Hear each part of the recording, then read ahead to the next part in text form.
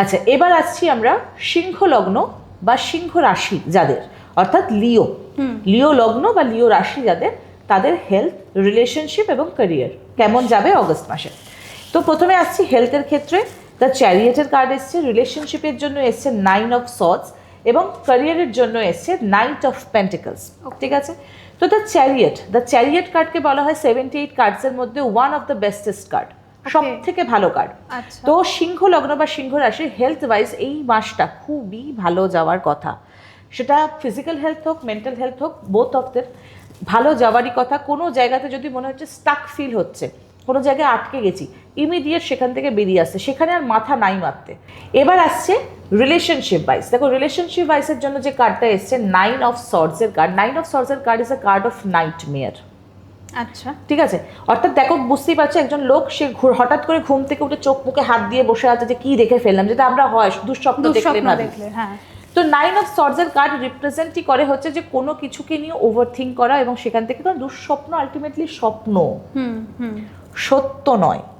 তো যদি কোনো রিলেশনশিপে তুমি ঢুকেছো বা আছো, হতে পারে এরকম কোনো সিচুয়েশন এই মাসে ঘটতে পারে যেটা তোমার কাছে নাইটমেয়ারের মতো, যেটা আমার সাথে কেন হলো।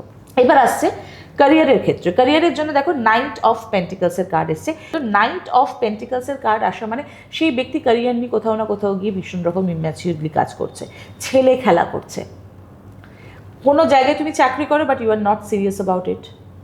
তোমাকে বলছে 11টার মধ্যে ঢুকতে, তুমি ঢুকছো 11:30টায়। তোমাকে বলছে অ্যাটেন্ডেন্সে সাইন করো, তুমি করছো না। তোমার মধ্যে একটা ঔদ্ধত্য কাজ করছে। কেন? কারণ দেখো কার্ডে একজন ঘোড়া, মানে সে একজন যোদ্ধা, তো সে মনে হচ্ছে আমার কারোর কথা শোনার প্রয়োজনীয়তা নেই। তো ফলত কি হচ্ছে, সে একটা জায়গায় দেখো ঘোড়া এখানে দাঁড়িয়ে আছে। আমরা এর আগে একটা পেন্টিকলসের কার্ড দেখেছিলাম যেখানে ঘোড়া দৌড়াচ্ছিল, মনে আছে?